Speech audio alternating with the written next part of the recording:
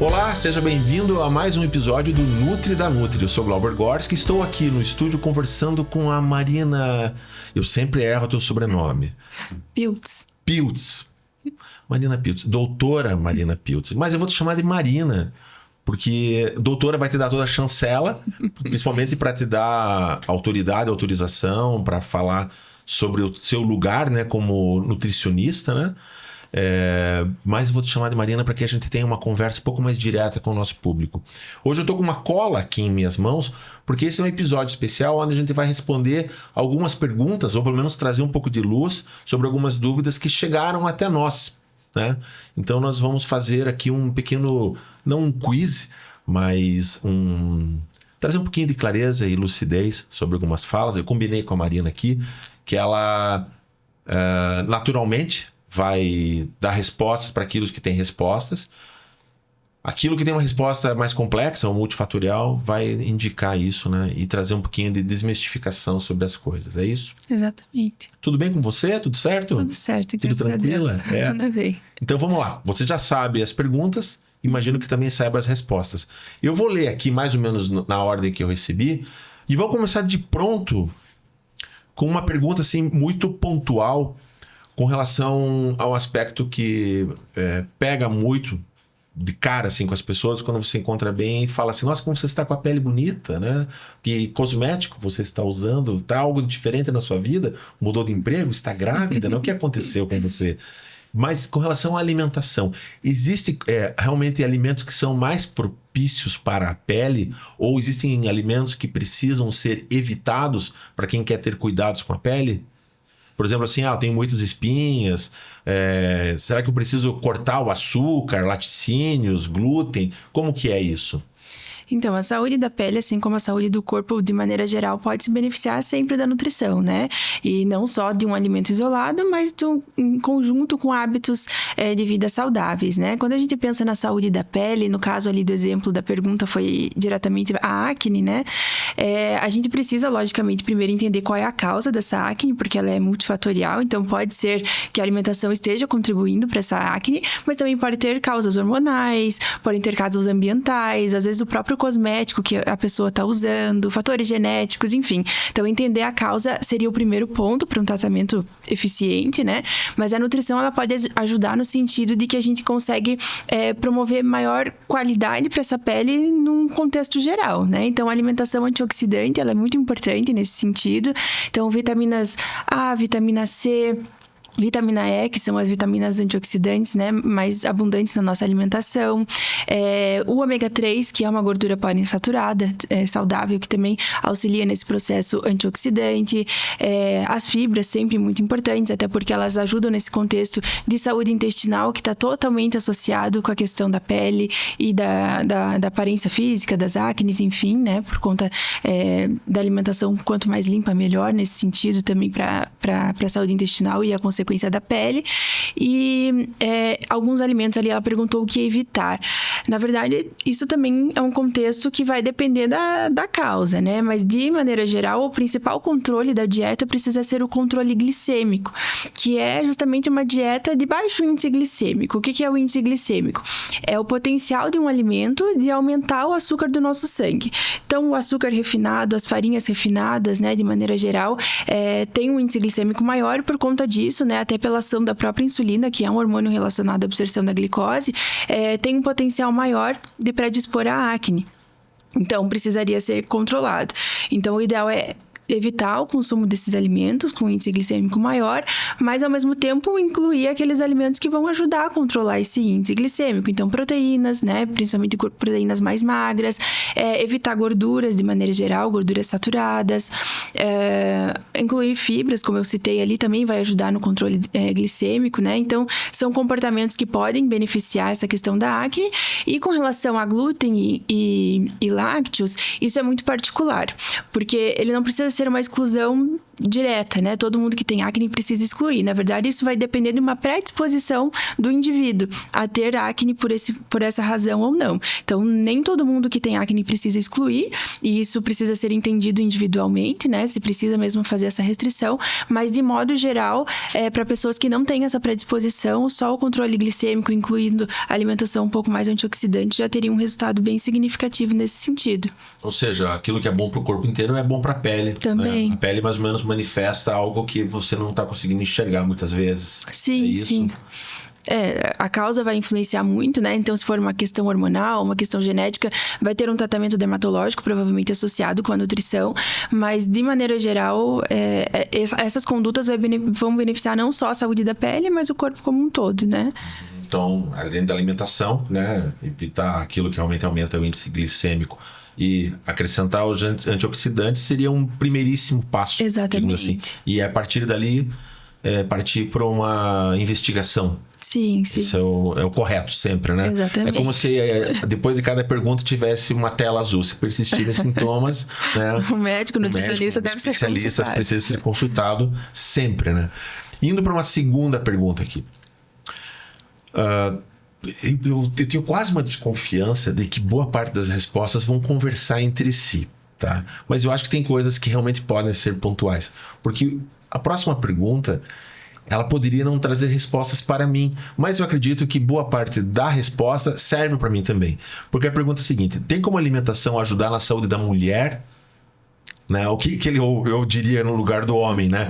Tem alguma coisa que a mulher tenha que se alimentar, se nutrir, que o homem não precise, né? Mas aqui é claro que muito mais voltado para a questão das cólicas menstruais, alteração hormonal, questão da saúde íntima e de novo, da pele também, que foi citada na pergunta. Uhum.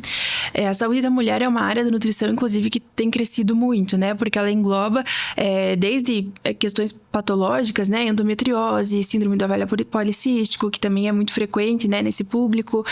Também a parte de preparação para concepção, gestação, puerpério. Então, a mulher tem várias fases na vida e que a nutrição ela pode interferir de maneiras diferentes e sempre trazendo ou um benefício, auxiliando tratamentos, enfim, é muito interessante e são várias vertentes que a nutrição na saúde da mulher pode atuar, né?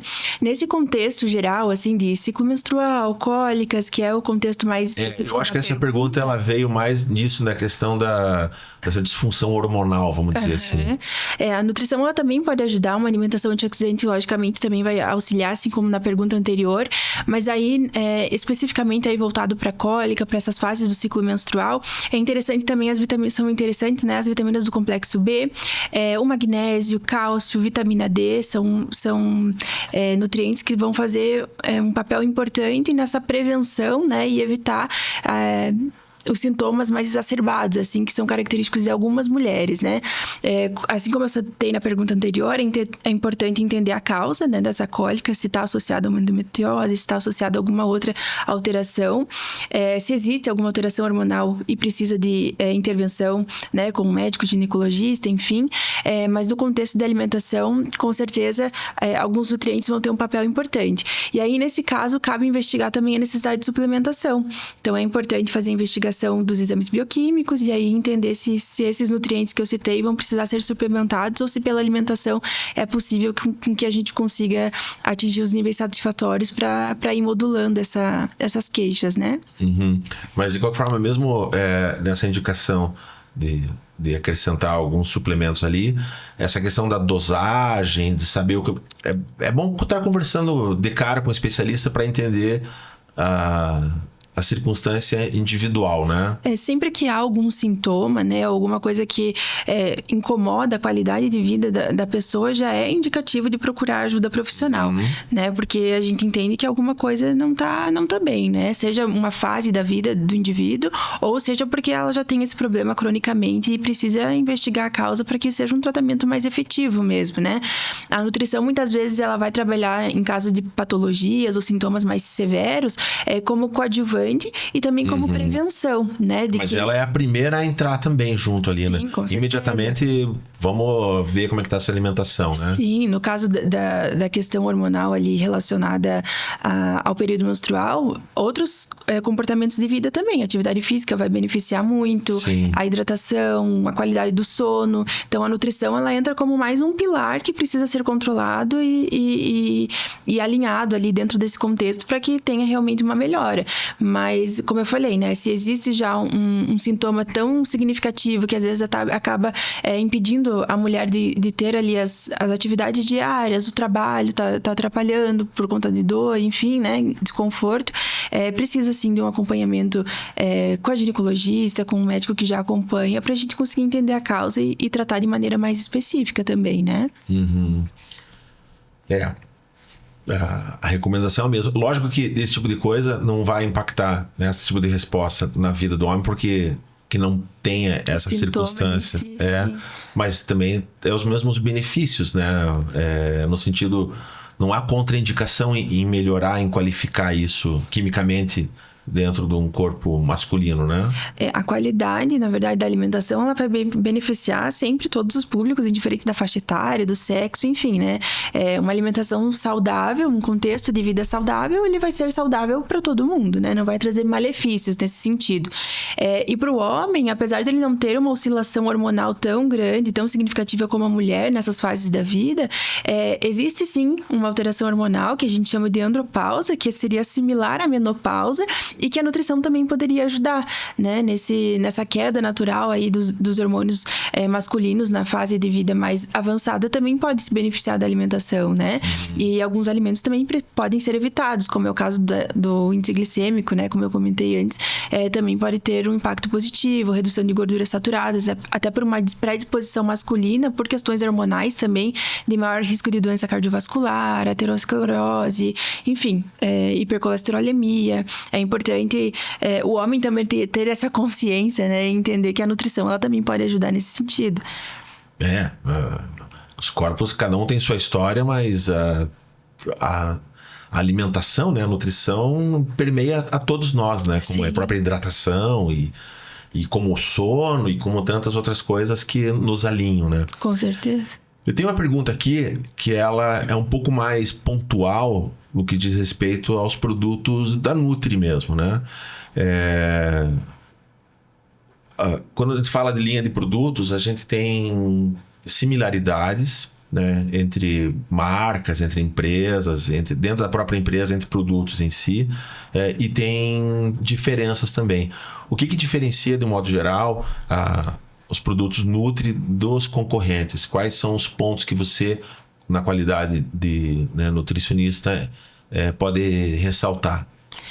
Olha, eu acho que são vários os aspectos, assim, né? Tanto internamente, pensando na qualidade e segurança dos alimentos, que o controle interno que a gente tem dentro da Nutri é muito grande com relação a isso, né? Então, o pessoal de qualidade, o pessoal de desenvolvimento de produtos, tudo sempre é muito pensado, estudado e aprimorado constantemente, assim. Então, com relação a isso, eu acho que isso é um ponto muito forte da marca e acaba trazendo isso no produto, né? Então, a qualidade sensorial é um diferencial muito grande do produto, né? Então, se você...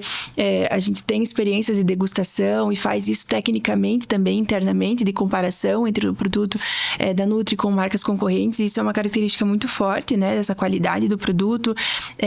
A estabilidade do produto, dele se manter com essa qualidade até o final do prazo do seu consumo, também é um diferencial grande que... espera-se que todos os produtos eles mantenham a qualidade até o prazo de validade, mas na prática, infelizmente, não é isso que acontece, porque depende de uma série de estudos de estabilidade interna, que é feito na própria fábrica, né? E muitas empresas, às vezes de menor porte, ou porque terceiriza muitas etapas do processo produtivo, acaba não tendo esse suporte e aí acaba perdendo um pouco mais essa qualidade também, né? Ou seja, então, se consumir um produto dentro de uma vigência, digamos, de 6 meses, né? muitas marcas consumir no primeiro mês ou no último mês tem diferença. Significativa. A gente faz esses testes. Para que isso não aconteça. Com certeza. E não só qualidade sensorial, né? A gente precisa garantir que, por exemplo, no caso das barras de proteína, nos produtos que têm adição de vitaminas e minerais, esses ingredientes eles estejam permanentes ali dentro do prazo vigente para consumo, né? Uma outra característica muito interessante, que eu acho que vale a pena a gente abrir aqui uma brechinha na pergunta, entre os próprios produtos da marca, a diferença, né, de um produto para o outro, porque a Nutri é muito associado com barras, né? E quando a gente pensa em barras, normalmente a primeira barra que vem à cabeça é a barra de cereal. Mas, na verdade, o portfólio ele é amplo e variado, né? Então, tem desde barras de cereais, barra de frutas, barra nuts, que é com castanhas e sementes, e barras de proteína. E aí, uma dúvida muito frequente dos consumidores também é com relação a isso, não só em relação ao concorrente, mas em relação aos próprios tipos de barra mesmo, né? Então, acho importante a gente pontuar que diferentes tipos de barra têm diferentes ocasiões de consumo também, né? Então, apesar de todas elas servirem como um snack rápido para uma refeição rápida e serem ali um momento de indulgência, muitas vezes de reposição de energia durante o dia, né? Quando a gente pensa, por exemplo, em saciedade, uma escolha mais inteligente a gente escolher, por exemplo, as barras de proteína ou as barras nuts, né? Que vão trazer uma sensação de saciedade por mais tempo do que as barrinhas de cereal e as barrinhas de fruta, por exemplo. Que seriam mais indicadas pela composição delas, né? Mais ricas em carboidrato, por exemplo, em momentos que você precisa de uma energia mais rápida. Então, uma prova de um concurso, antes de um exercício físico mais intenso, de um treino, de uma competição, né? Até durante o exercício, então um exercício mais prolongado, às vezes fazer uma reposição entre o intra-treino, né? Ou uma prova muito prolongada. Então, cabe também o consumidor entender essas diferenças e usar os produtos também de maneira mais adequada, né? Às vezes, esse comparativo, não só com o concorrente, mas entre as categorias de barrinhas, acaba sendo interessante porque o consumidor, às vezes, tem dificuldade de entender as similaridades e diferenças, e aí pega um produto concorrente, por exemplo, de proteína e uma barra de cereal Nutri, e aí vai comparar e realmente o comparativo não fecha, né? São produtos de categorias diferentes e com características diferentes. Então, acho que compreender isso também elucida bastante o consumidor na hora de fazer as escolhas, né? E entender por que um portfólio tão extenso, tão grande e tão variado, né? Não é só a questão de sabor, né? Eu prefiro castanha, não gosto tanto de banana, né? Não é disso que estamos falando, né? Isso está presente ali, né? Sim. Mas tem coisas de maior valor ali dentro, né? Sim, sim. Alguns produtos são zero açúcar, outros produtos já têm uma quantidade maior de açúcares e por conta disso eles podem ser indicados para momentos mais específicos. Enfim, é uma série de características individuais de cada produto que podem ser utilizadas como estratégia até na hora da escolha. Muito bem.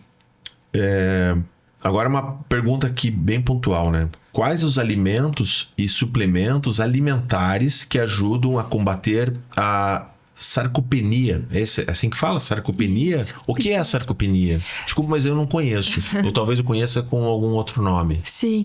A sarcopenia, ela é uma condição caracterizada pela redução da massa muscular progressiva, assim, né? Então, o indivíduo, ele vai perdendo uma certa quantidade de massa muscular por diferentes fatores. Podem ser genéticos, ela está muito associada ao processo de envelhecimento também, né? E associada à perda da massa muscular, também perde função muscular, né? Então, força, a capacidade, basicamente, de motilidade mesmo, acaba sendo afetada por conta da sarcopenia em casos mais severos. Então, ela pode acontecer lá próximo já dos 30 anos, já começa uma queda dessa massa muscular, mas com 60 anos, normalmente, ela acaba sendo um pouco mais intensa e, por conta disso, muitos idosos acabam desenvolvendo, né, quando associados... Que não é só a sedescência... Não é só o envelhecer. É uma outra coisa que acontece. Normalmente ela está associada, logicamente, com baixo consumo de proteínas, com sedentarismo, né? Então, pessoas que têm essas condições, elas têm uma predisposição maior à sarcopenia, mas tem fatores genéticos, ambientais também envolvidos nesse desenvolvimento. E pela própria causa que a gente enxerga como a perda da massa muscular, os fatores são justamente todos esses opostos. Então, se o sedentarismo é um fator de predisposição, a prática de atividade física é uma forma de você evitar ou retardar esse problema, né? A sarcopenia. A maior consumo proteico também é uma forma de conseguir melhorar ou tratar nos casos que a pessoa já está com a doença, ou evitar naqueles que ainda não têm. Então, tem um consumo proteico um pouquinho maior, é interessante, e aí um consumo proteico fracionado, né? Então, consumir em vários momentos do dia, em várias refeições, uma quantidade interessante de proteína, de maneira bem variada. Então, carnes magras, as próprias leguminosas, proteínas tanto de origem animal quanto vegetal são interessantes, né? Suplementos podem ser também indicados em alguns casos, mas daí sempre com orientação profissional. E é um processo que ele pode ser multifatorial, mas que normalmente o tratamento ele envolve sempre esses fatores, né? É importante também frisar que quando entra a suplementação, é importante também entrar exercício de musculação ou exercício que exija força muscular, porque é isso que vai fazer com que o músculo ele se recupere, que ele cresça e que ele faça a síntese de novos tecidos, né? Então não adianta só suplementar, o exercício ele acaba sendo muito importante nesse sentido também. E sempre com orientação, porque essa já é uma limitação física, né? Para o indivíduo que já tem a sarcopenia. Então, ele precisa também de uma orientação profissional na prática do exercício também. E ele consegue recuperar muito? Ele consegue sair da circunstância? Não, ele vai só administrar, vai cuidar disso? Tem níveis, né, de sarcopenia. Tem níveis mais avançados que, né, muito provavelmente a gente pode retardar a progressão dessa doença. Mas em casos iniciais ou pessoas que têm já um fator que já predispõe a pessoa iniciar isso antes como maneira preventiva, os resultados eles são ainda mais significativos, né? Uhum. Olha só, né? Porque assim, naturalmente tem, né? Com o próprio envelhecer, né? A gente vai perdendo a massa... Sim, naturalmente. Massa magra, né? E às vezes não se percebe que tem um outro agravante ali, né? Sim. Que é uma doença, né? Uhum. Então é mais um fator para se observar na vida da gente. Mais um. Além do índice glicêmico e pressão arterial e tantas outras coisas, a alimentação vem para ajudar a manter isso, né? A qualidade de vida, né? A gente não escapa, ninguém escapa. Falando em termos de calorias aqui, vou fazer uma pergunta na primeira pessoa, tá? A pergunta não é minha, mas poderia ser também. Como eu posso descobrir a quantidade de calorias que eu posso ou devo ingerir por dia? Existe uma fórmula que envolve peso, altura, idade e rotina de atividades físicas? Ou isso vai depender realmente do metabolismo de cada indivíduo? Então, sim para as duas perguntas. Na verdade, existem sim fórmulas preditivas, né, de gasto calórico, tanto o gasto calórico basal, que é aquele que a gente gasta em repouso, quanto aquele gasto calórico que a gente chama de total ou geral, que é quando a gente inclui o gasto calórico das atividades físicas diárias, né, do exercício físico, enfim. Então, essas fórmulas, elas são de estimativa. Então, a gente não pode considerar elas única e exclusivamente para definir o quanto de caloria a gente precisa consumir, porque a gente estaria sendo muito raso na nossa análise ali, na nossa consideração, né? Então, existem diferentes fórmulas que, inclusive, consideram o peso, a idade, o sexo, o fator de atividade física, e elas vão dar aí uma base de quanto seria o consumo calórico necessário para o dia, mas é importante a gente considerar, assim, as questões de metabolismo também, porque isso é muito individual, né? Então, além da idade, do sexo, desses outros fatores, a própria composição corporal é um item muito importante de a gente considerar para estimar esse gasto calórico, né? Então, a gente sabe que indivíduos com maior teor de massa muscular têm um metabolismo muito mais ativo, muito mais rápido, consomem muito mais calorias para se manter esse teor de massa muscular no corpo, do que um indivíduo, por exemplo, sedentário com um maior percentual de gordura corporal. Então, isso por si só já seria um fator que influenciaria nessa fórmula que não está sendo considerada, por exemplo, né? Existem estimativas mais precisas para fazer isso. No caso de atletas, normalmente a gente faz a mensuração do consumo de oxigênio, por exemplo, para saber o gasto calórico.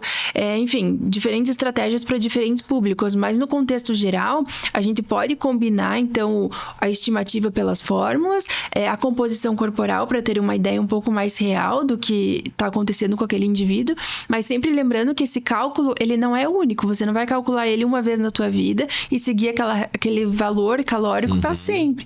Porque se teu peso alterar, por exemplo, a tua idade alterar, o próprio cálculo ali matemático também vai ser alterado por isso, né? Então, esse gasto calórico, ele precisa ser constantemente refeito durante o acompanhamento nutricional e ajustado conforme os objetivos do paciente também. Se ele precisa emagrecer, ele precisa consumir menos calorias do que aquele recomendado para o cálculo da fórmula, por exemplo, obtido, né? Então, se ele precisa ganhar massa muscular, ele vai precisar ter um consumo calórico maior do que aquele que foi predito na fórmula, por exemplo. Então, isso precisa daí de um profissional para fazer esses ajustes aí e ver realmente as necessidades, os objetivos e traçar uma recomendação muito mais real, não só pela estimativa, né? Por isso que o sim é a resposta para as duas perguntas, né? Exatamente. Existe um sim que é um ponto de partida inicial, geral. Que existe a forma. Mas imediatamente ali na primeira curva, bom, vamos ver individualmente como é que tem que ver isso, né? Não escapa disso. Aqui tem uma pergunta que ela é quase clássica, né? É uma pergunta que eu já fiz essa pergunta algumas vezes na vida, em vários momentos, e já ouvi essa pergunta de muita gente sendo feita a outras pessoas, que é a história de que como é que eu consigo entender se existe uma resposta definitiva para aquela questão de que alguns alimentos em dado momento são saudáveis e daqui a pouco você está vendo um outro vídeo ou uma outra pessoa falando na internet, não é saudável, isso aí não é bom para se consumir, né? Já se falou disso, do ovo, do tomate, de tantas coisas. Qual é o critério que a gente tem que ter para saber realmente se dado alimento ele é interessante, saudável ou ele precisa ser evitado? Eu acho que hoje, né, não só na nutrição, mas como um todo, a gente precisa ter um senso crítico muito grande quando tem acesso às informações, porque hoje a gente tem acesso a muitas informações, né, sobre áreas diferentes, que muitas vezes não são as áreas de domínio de conhecimento que a gente tem, né? Então, a gente tem que tomar um cuidado muito grande com todo tipo de informação que a gente recebe. E no caso da nutrição, eu acho que é importante, assim, o primeiro alerta são as informações que generalizam muito, né? Então, se um alimento faz mal para todo mundo, a gente já tem que acender uma luz vermelha porque alguma coisa não está certo nessa informação. Ou um alimento que é bom para todo mundo também não existe, né? A gente sempre acaba repetindo nas respostas isso, que a nutrição ela é muito individual. Então, não existe um alimento bom para todo mundo e não existe alimento que é ruim para todo mundo, né? Existe dentro de um contexto, né, de hábitos de vida, se aquele alimento ele pode ou não ser consumido, se ele precisa ser restringido por algum motivo específico. Isso vai depender de patologias dessa pessoa, que essa pessoa possa vir a ter. A faixa etária, alguns alimentos não são recomendados para o público infantil, mas para o adulto não tem uma restrição, a cafeína, por exemplo, né? Enfim, é um contexto que precisa ser analisado pontualmente. Normalmente, quando a gente vê essas polêmicas que envolvem a nutrição, a gente está trabalhando sempre com extremos, né? Então, alimentos que têm relação com intolerâncias ou alergias normalmente acabam aparecendo, né? Então, se o indivíduo ele tem uma predisposição ou se ele já tem histórico de alergias e intolerâncias, logicamente ele vai precisar restringir o consumo ou vai precisar excluir o alimento, às vezes temporariamente, às vezes para a vida toda, para fazer um tratamento, enfim. Mas isso é pontual para aqueles indivíduos, né? Então, de maneira geral, a gente precisa ter sempre esse olho mais crítico, assim, para as informações que a gente recebe, né? E um outro ponto, assim, que eu acho que é válido qual é a origem desse alimento, né? Se é uma fruta, se é um vegetal, será que realmente ele vai trazer um malefício tão grande, assim, para a alimentação? Ou qual seria a quantidade de consumo desse alimento para ele realmente representar algum malefício para a saúde, né? E a própria qualidade do alimento em si, né? Sim, a frequência de consumo, a quantidade que você vai consumir, tudo isso são variáveis que vão influenciar no benefício ou malefício que um alimento pode trazer, né? E sempre pensando que não é o alimento isolado que vai fazer bem ou mal, né? Nenhum alimento tem o poder de curar uma doença, assim como ele também não tem o poder de causar uma doença grave, né? A gente precisa sempre ter essa parcimônia, assim, nas colocações e nas informações que a gente acaba consumindo, né? Ou principalmente nas redes sociais hoje em dia. É uma resposta que tem mais a ver com uma nutrição de critério Exato. cognitivo, intelectual do que, né? E de percepção social, cultural, do que com relação ao alimento em si. O alimento em si, ele é só um alimento, né? Sim. Mas a maneira como a gente se relaciona, como ingere, né? Até mesmo a maneira como é feita a manipulação do alimento, né? Você comer ele in natura é diferente de você cozinhar, fritar, né? Ele vai modificar também isso, né? Com certeza. Fica tão óbvio, né? Depois que a gente escuta de alguém falando aquilo que a gente mais ou menos já sabe, né? É verdade. É muito curioso. E isso já leva para pergunta seguinte, que é especificamente com relação aos açúcares, né? Aqui a pergunta vem assim: os açúcares, principalmente a glicose, é considerada por muitos como um vilão, mas tem sua contribuição para o fornecimento primário de energia para o nosso corpo. Quem fez a pergunta fala aqui: poderia comentar sobre os benefícios de um alimento como uma barra, né? Que tenha uma barra, imagina que uma barrinha, né? de cereal ou de outro produto, que tem como a função de proporcionar energia rápida quando precisamos. Quer dizer, isso relacionado à glicose, né? O açúcar. O açúcar, principalmente o açúcar refinado, ele é visto como um vilão, porque a gente sabe de todo o potencial, né, do consumo excessivo desse açúcar. Mas ele é visto como um vilão, mas ele é um vilão? Depende do contexto também, né? Então, assim, o açúcar de adição, aquele açúcar que a gente adiciona no cafezinho, aquele açúcar que a gente adiciona nos alimentos, ele é muito mais pra gente satisfazer o nosso paladar do que trazer alguma função nutricional específica pro nosso corpo. Apesar de que ele também fornece energia pro corpo. Agora, quando a gente imagina os carboidratos de maneira geral, né? Quando inseridos na alimentação, eles são a nossa principal fonte de glicose. E a glicose é a nossa principal fonte de energia para o nosso cérebro, por exemplo, né? Então, uma alimentação rica em carboidratos ou rica em açúcares, ela pode ser estrategicamente até prescrita para ocasiões, como eu citei até no exemplo anterior lá, antes de provas, por exemplo, que você vai fazer um concurso, um vestibular, né? Antes de atividades físicas que exigem uma concentração maior de açúcar no sangue, né? Então, a gente, para fazer a prescrição antes do exercício, a gente sempre vai pensar quanto tempo essa refeição vai acontecer antes do início do exercício. Se ela é muito próxima desse nível, nesse início da atividade física, é importante que ela seja um pouco mais rica em carboidratos simples, que são mais rapidamente absorvidos pelo nosso corpo.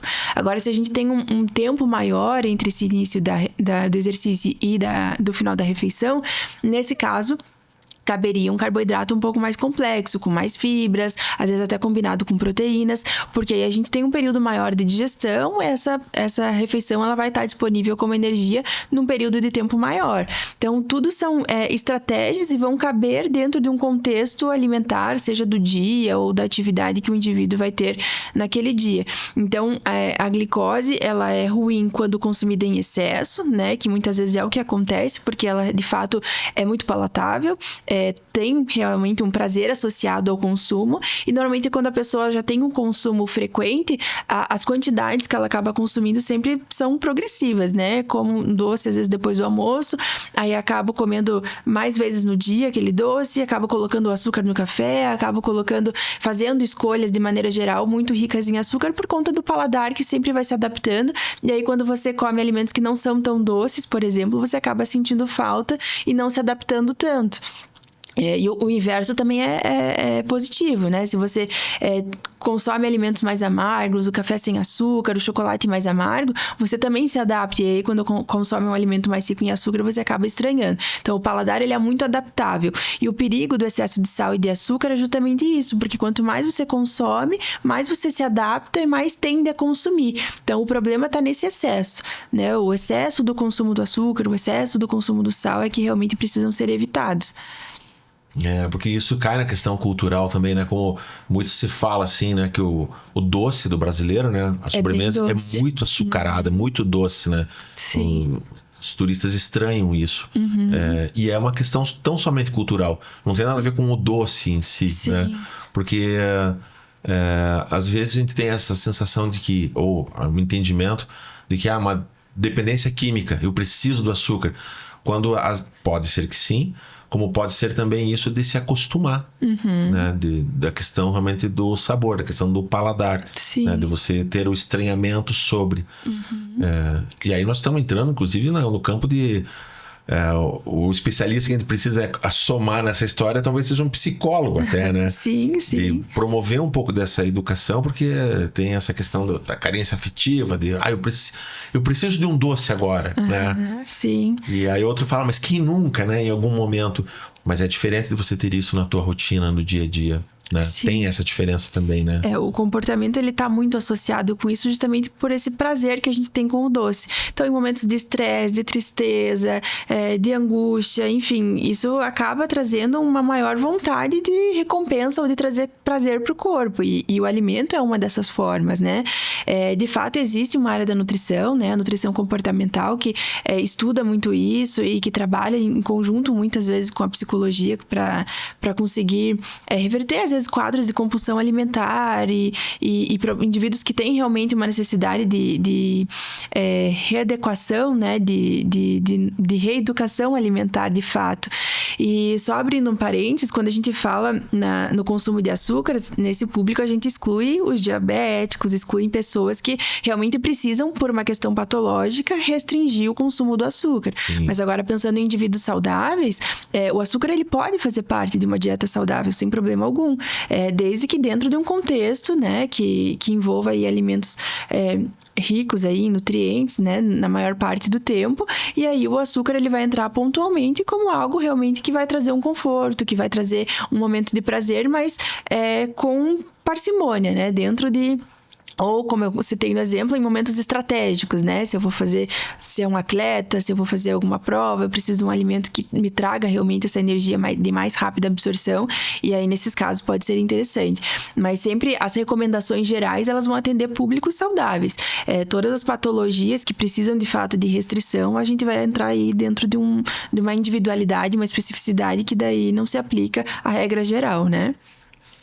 Muito bem. Para uma resposta, para uma pergunta, né? A frase correta era: para uma pergunta simples, normalmente as respostas são simples. Mas essas perguntas não são simples, né? São perguntas de teor complexo mesmo. Então a resposta não tem como ser, né? Não, é assim e pronto, né? Faz isso que está resolvido.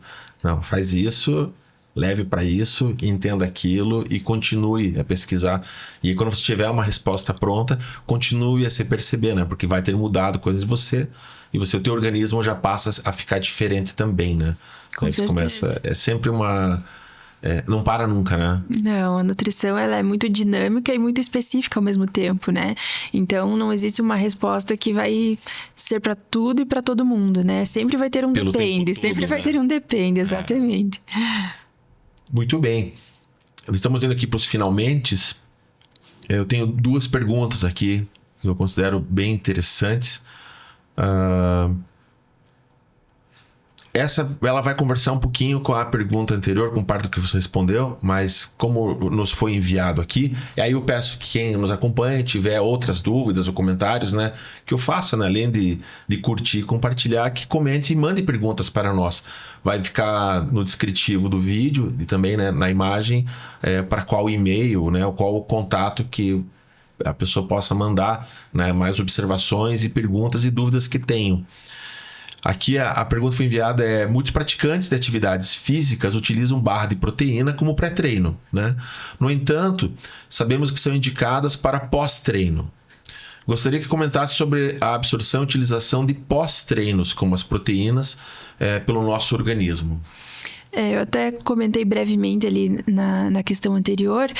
A proteína ela é muito associada ao consumo pós-treino porque ela tem uma forte relação com a questão da reparação muscular, né, pós-exercício físico, e também na síntese muscular, que seria a formação desse tecido, né?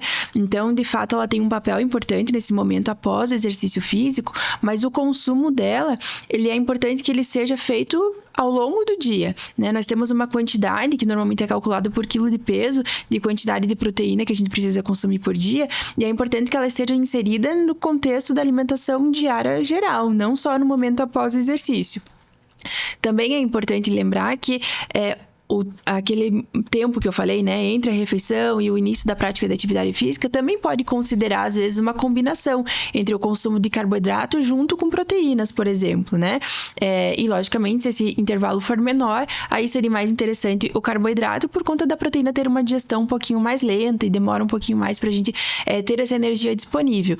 Então, faz sentido, sim, o consumo e a prescrição da proteína após os exercícios físicos, mas é sempre importante considerar que ela precisa estar presente em praticamente todas as nossas refeições do dia, sempre em quantidades que a gente consiga metabolizar e absorver. Até isso é uma questão interessante, porque hoje a gente vê dietas hiperproteicas com quantidades absurdas de proteína, às vezes numa mesma refeição, e o nosso corpo ele tem um limite de absorção, né, e de estoque dessas proteínas. Então não adianta a gente pensar que quanto mais proteína eu estou consumindo, mais eu estou sintetizando, metabolizando e absorvendo e criando músculo. Não é esse o raciocínio lógico, né, da nossa fisiologia.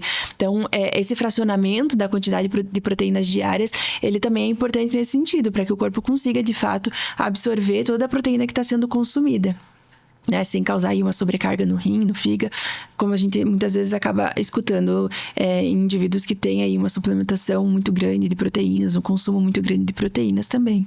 Isso vai jogar a gente para aquela outra resposta, que é entender a questão do indivíduo, né? Para saber, inclusive, em termos da qualidade do que está sendo ingerido e a quantidade, né? Sim. Não tem como falar, não, o ideal é tantas gramas ou o percentual do corpo, né? Isso muito se observa de acordo... individualmente mesmo. Sim. Não tem resposta geral nesse caso, né? Nesse caso, a prescrição, quando a gente fala de recomendação específica de algum nutriente, tem que ser individual. Muito bem. E eu vou deixar aqui a última pergunta, com relação às opções dos itens da linha Nutri, como que a gente faz para encaixar dentro desse cardápio disponível na alimentação diária? Se você poderia exemplificar indicando cada item em um exemplo de cardápio diário. Eu acho que eu também acabei comentando rapidamente essa questão da diferença dos tipos de barras e que por conta disso elas poderiam ter uma indicação de ocasião de consumo diferente também, né? Então, como eu falei, as barras que são barras de proteína, barras nuts, elas têm uma característica de serem um pouquinho mais calóricas do que as outras barras de fruta e de cereal, por exemplo, mas ao mesmo tempo elas também trazem mais saciedade para o nosso corpo. Então, seria para aquele momento do dia, por exemplo, que você sabe que você vai ter uma reunião, vai chegar em casa no final do dia, que é um horário que normalmente muita gente tem bastante fome, e aí você precisa de uma refeição, um lanche rápido para conseguir ter uma saciedade um pouco maior e chegar em casa e conseguir fazer uma refeição mais equilibrada, não chegar com aquela fome, né, e comer quantidades muito grandes, por exemplo. Ou momentos que você, né, tá numa viagem, tá num período que você não sabe quando, mais ou menos, o horário que você vai conseguir fazer a próxima refeição. Então, são opções que você conseguiria encaixar em momentos que você vai passar períodos maiores sem se alimentar depois disso. A barra fruta, ela cabe desde um momento ali de um lanche que você tá buscando uma energia mais rápida, mas também cabe para aquele momento de indulgência, assim. Quero comer um docinho, mas também não quero um doce que, né, não vai me trazer ali nenhum tipo de benefício ou que tenha muita caloria, né? Então, a barra fruta é um doce pequeno, com menor teor de calorias, tem a adição de aveia na composição, então não deixa de ser um doce, vai matar aquela sensação, né? Aquela vontade que muitas vezes as pessoas têm e ao mesmo tempo pode ser encaixada aí dentro de um contexto de uma dieta saudável também. Pensando no quesito de emagrecimento, de controle de calorias, né? E a barrinha de cereal, né? O produto mais clássico que mais gente conhece, né? Mas pelo próprio fato de ela ter cereal na composição, ela também vai ser uma fonte de carboidrato. Algumas delas têm ali o tapetinho de chocolate, que também vai trazer esse apelo mais indulgente, que vai trazer essa vontade de comer doce aí com uma caloria mais restrita, né? Então, tem menos de 100 calorias uma porção de uma barrinha de fruta. Se a gente comparar em calorias, não a questão nutricional, mas uma fruta, uma maçã, por exemplo, tem em torno de 80 calorias. Então, não é um snack muito calórico. Então, poderia ser encaixado também nesse sentido. Enfim, os contextos de consumo vão depender da rotina diária de cada um, das atividades diárias, para a gente conseguir ter recomendações mais específicas. Mas eu acho que a gente entendendo que a composição delas é diferente e que, consequentemente, o propósito de uso também é diferente, a gente consegue ter uma visão melhor de aplicabilidade dentro do contexto de cada um, né? Acho que cada um vai conseguir entender melhor dentro da sua rotina, dos seus hábitos diários, aonde conseguiria encaixar cada produto. Eu falo assim até por experiência própria, né? Que às vezes tá assim, se fala da indulgência, né? Eu tô querendo comer um doce, né? Mas não era isso que eu queria. O que eu tava querendo, sabe? Uma coisa meio específica que não tem nada a ver com fome, não tem nada a ver com uma carência química, tem a ver com a questão realmente cultural, emocional. E aí eu já passei, por exemplo, colocar a barrinha pra mim. Eu tô com aquela vontade de comer tal coisa, mas eu não sei bem o que é. Eu como a barrinha enquanto eu penso no que eu queria. Depois eu descobri que eu não queria tanto assim, alguma outra coisa, né? Sim. Porque houve uma saciedade que me atendeu ali, né?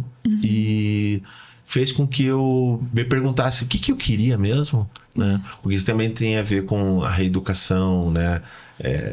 Psicológica, né? Emocional, né? Com relação a essa saciedade, porque afinal de contas, né? Todos nós somos humanos e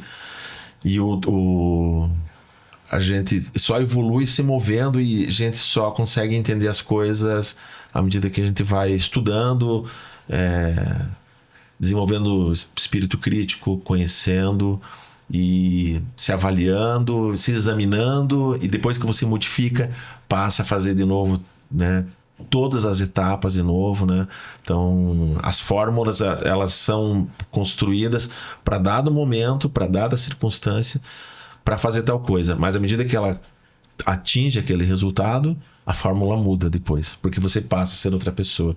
Sim. Profundo isso, não? Filosófico. Filosófico. Você traz muito conhecimento. Agradeço demais a tua presença. Eu acho que realmente é um episódio que eu acredito que traga respostas, e se as respostas elas não são simples para quem nos acompanha, é porque o assunto ele não é simplório, né? Ele é um assunto, se não complexo, muito rico, como toda a nutrição deveria ser.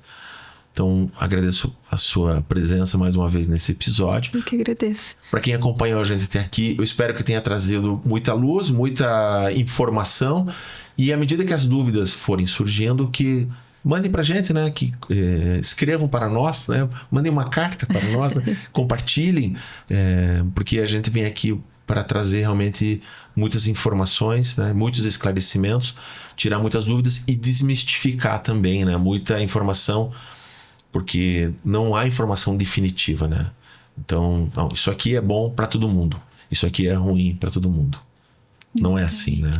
Não, e a nutrição, ela muitas vezes as pessoas elas têm um receio, né? Eu não vou no nutricionista porque vai tirar tudo que eu gosto de comer, né? E quando a gente vai com essa mentalidade de que na verdade o que a gente precisa mudar são os hábitos e não de fato só os alimentos, é que a gente consegue entender muito melhor que a saúde ela é ampla e abrangente, né? Não é o alimento específico que tá me fazendo mal e também não é um alimento específico que vai salvar toda a minha saúde de maneira geral. Então, mudar hábitos nunca é fácil, né? Até porque se não fosse um hábito, a gente não faria isso repetitivamente, né? Mas, ao mesmo tempo, tentar desmistificar essa questão de que a nutrição ela é restrita, de que o nutricionista, né, não permite nada do que é indulgente, do que é gostoso. De novo, abrindo um parênteses, nos indivíduos saudáveis, as restrições alimentares elas são mínimas, né? A gente precisa sempre de um contexto, frequência de consumo, quantidades de consumo, e aí entender individualmente quais são as questões daquele indivíduo que precisa de fato alguma intervenção, ou o consumo maior de algum nutriente, ou menor de outro, uma suplementação. E aí entra muito na especificidade. Por isso é importante o acompanhamento profissional. Mas se a gente está pensando em só melhorar a qualidade de vida e promover mudanças de hábitos, a gente precisa realmente ver a nutrição com outros olhos, né? Que a nutrição ela tá aí pra gente realmente melhorar a nossa vida e não sofrer, né? Por ter que cortar alimentos da alimentação, até porque se a gente muda o nosso hábito, aquele hábito antigo, ele deixa de ser uma necessidade do nosso corpo, né? Então, se eu comia muita gordura, muito açúcar antes, e eu vou mudando esses hábitos aos poucos, em algum momento eu vou parar de sentir falta desses alimentos que eu precisava restringir por algum motivo, né? Então, a gente consegue inserir pontualmente alimentos que são taxados como não saudáveis dentro de uma alimentação e de uma rotina saudável. Com relação a isso, a nutrição, ela inclusive está disponível para que seja dessa forma, seja leve, seja uma transição de hábitos gradual e acima de tudo, aplicável, que o indivíduo ele consiga seguir, não por 1 semana, 2 semanas, mas para o resto da vida.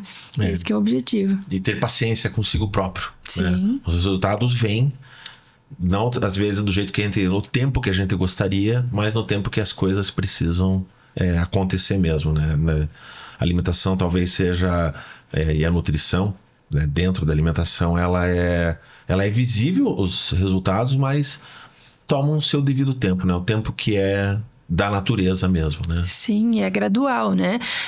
Muitas vezes a gente se depara com pessoas que têm hábitos de vida de 20 anos, 30 anos, né? E tentar mudar isso do dia para a noite é inviável, né? A gente precisa, de fato, ter metas, pequenas metas, né? O que é prioridade? A prioridade, então, agora é aumentar o consumo de frutas, verduras, fibras. A prioridade agora é eu comer, talvez, menores quantidades e mais vezes por dia, mas sem mexer no que eu tô comendo, só alterar a questão de horários e quantidades primeiro, e aí eu vou inserindo alguns alimentos primeiro e depois restringindo aqueles que eu tenho maior dificuldade de tirar da minha alimentação, por exemplo. Então, combinar isso com o paciente e ter essas pequenas metas, essas estratégias, acaba fazendo com que fique mais atingível o objetivo, né? Se a gente tenta mudar tudo de uma vez só bruscamente, aí fica... Realmente a pessoa ela acaba desistindo muito mais fácil e acaba tendo essa percepção de que é impossível, né? De que eu não vou conseguir, de que é muito difícil. Então, precisa desses pequenos passos para que a gente consiga chegar realmente lá no objetivo final, né? Muito bem. Marina, mais uma vez, muito obrigado pela sua presença. Muito obrigado para quem nos acompanhou até aqui. Aguardamos vocês num próximo episódio e tenha paciência consigo próprio. Essa acho que é a grande recomendação. Isso mesmo. Até mais.